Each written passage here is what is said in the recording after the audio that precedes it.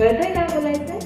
लोक आपल्या ऑरामध्ये पण यायला तयार नाही का? म्हणजे ऑल मिस्टेक, सगळे मिस्टेक्स असं हे होतात. हा. मग का हे केलं असतं, ते केलं हा. असतं, की हे का नाही केलं, हा. मग आपण अजून बेटर खेळू शकतो, तरी पण का असं खेळलो. हा.